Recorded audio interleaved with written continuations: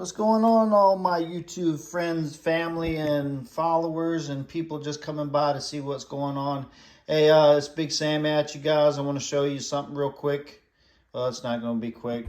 It's GasBuddy.com. So let me tell you what we're doing today. We are getting ready to go from West Columbia, South Carolina to Miramichi, New Brunswick. That's in Canada, by the way. You dial in your vehicle information right there. It'll pop down how much gas, what kind of tank gas you got, gallon size gas, and premium, regular, diesel, and then you calculate the trip, right? So as you calculate it, it gives you a little, it'll tell you, hey, this is where you're going, this is where you're going to stop. There's your trip cost. That's for us, it's round trip. So we're going to be roughly about, by the time we go there and hang out and visit everybody, it's going to be probably 3,000 miles. But let's just call it 300 bucks. Again, there's all your places you're going to stop. And that's your stoppage on the way back. Oh, who's that pretty lady? I don't know her name. Anyway, so let's go outside and check out the car. Gas Buddy is a really good thing to do, and we're not affiliated by them by no means, but let's just say you're taking a trip, you don't know how much the gas is going to be, or in a situation where you do like I do and you go up there once every few years, but you know, inflation, yada yada yada's changed, everything's changed. You don't know what you're going to do. So anyways, we're not going to take the truck. The reason why is because it's too expensive. But you can find out how much it would be for each one of your cars if you're good enough where you got two cars. But what we're going to do is we're going to take this one, the 2015 Chevy Volt, and we're going to use some of the hybrid thing. We're going to take our charger with us, and we're going to charge it up as we're going, or we're going to find chargers while we're stopping for hotels and whatever. And we're going to utilize some of the electricity in it. But it is a hybrid, and it'll run off of gas, mostly gas if we got to. So anyways, I just want to kind of go over what you're going to look for. And like I said, if you're an old fella and you've done this before, you know, if you see something that I don't remember or I didn't go over, leave us a comment in the bottom and say, hey, check this, check that. Sammy missed this, whatever. So we're just going to kind of look around the car, and we're going to go over pre-trip inspection, if you will. You know, like I said, you could take it to a dealer, tell the dealer, hey, look, I'm getting ready to do a big trip, and I want you to check it out stem to stern, and they're going to tell you a bunch of stuff, and you may get into a repair, and that's fine. But if you want to do it yourself, this is the things you're going to look for. Well, what I always do is, first of all, I look at, you know, the ways I'm going to look out the window. So I'm looking out the front window. I'm going to check my wipers and make sure the wipers are not, you know, edgy or got stuff all over them. I might even clean them up.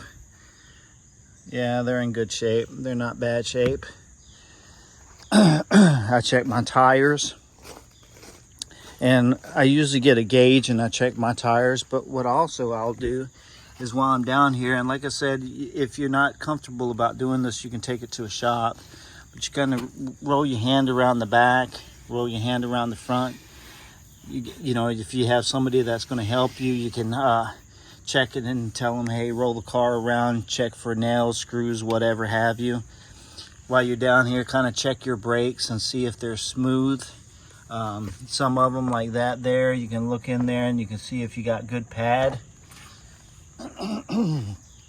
Some of them you can't see the pad, you can't tell, but most of the time you can put your phone in there and you can see the pad from the brake. Like I said, I know these brakes are good. I usually have a routine check, but you check each tire. You go around there, check each tire. Check your PSI on your tire, whatever it is. If it runs 32, then you want 32 all the way around. Other things that you may want to look at, like this car here, I know it has no spare tire. So that's kind of sucks. But if you have a spare tire in your car, you're going to go back to the back or wherever your spare tire is. You're going to open it up. Hey, spare tire, there you are. You're going to check your spare tire. Make sure your lug wrench is in there. A lot of people don't realize that a lot of times your lug wrench is not in there. So if you get a flat tire and you're a do-it-yourself and you can do it yourself, you get down there and you can't even change your own tire because you ain't got a lug wrench. So you make sure your lug wrenches is in there. Everything is in there. Let's go to the front. Let's go to inside real quick, and then we'll go over the we'll go into the engine compartment. So you can like, if you don't have tools and everything for that, you can go through the computer. Let me just show you on this one here, and everybody's computer is going to be different, but what you can do is you can go through the menu. It will show you your tire pressure right there. So we're good on our tire pressure. May want to put a little bit more in that one that says 31. Get them all the same. There's your oil life. And check and see if you got any warning lights or anything on your car. If you get any warning lights, you might want to go ahead and get that figured out or do something about it. While you're in here, an old guy used to always tell me it's always better to drive in a clean car. And, you know, like I said, I mean, for me, I'm going to get it cleaned out. I'm going to get vacuumed out. But I think the reason why they used to say that is because people don't clean the windshield. People don't clean outside the windows and stuff like that. So you want to, you know, you want to be able to look around your car and make sure the windows are clean. And then not only that, like you can tell this window here is dirty. Wow. And then make sure your rear view mirror there is cleaned up and stuff like that. And while you're doing that, or, you know, while somebody's doing it for you, whatever have you, you may want just to get them to do the outside to, you know, get everything cleaned up. Because if you're going to spend some time in it, I mean, why not, right? And especially if you don't clean your car, why not give it a celebration clean? So, okay, there we go. Let's put the hood prop up. Okay, so up underneath the hood. So what we're going to do is we're going to look for all our fluids. Like I said, depending on the car, your fluids are going to be different.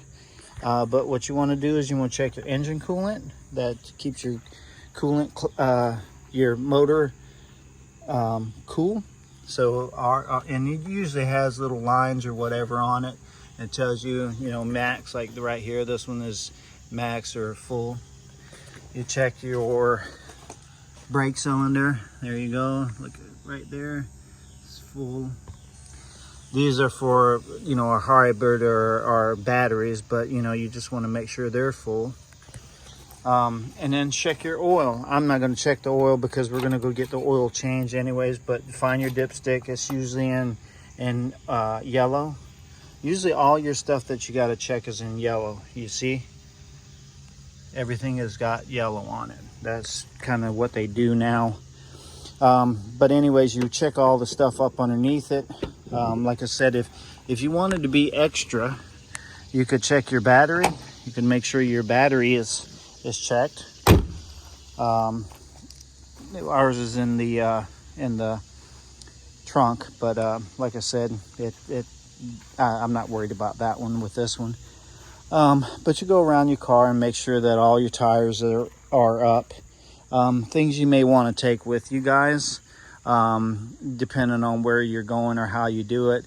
I like to take a pillow or a blanket. I like to crash out in the front or the back, you know, depending on where you like to sleep at in your car, if you like to sleep in your car. But sometimes you'll be driving a long time. You may be in the middle of nowhere, or traffic might be bad and you get sleepy and you want to just pull over. A small toolkit in the back would be good. Like I said, another thing that you want to look at is to make sure if your spare tire is full. In a case with this one here, we have no spare tire. I'm going to make sure my roadside assistance is good.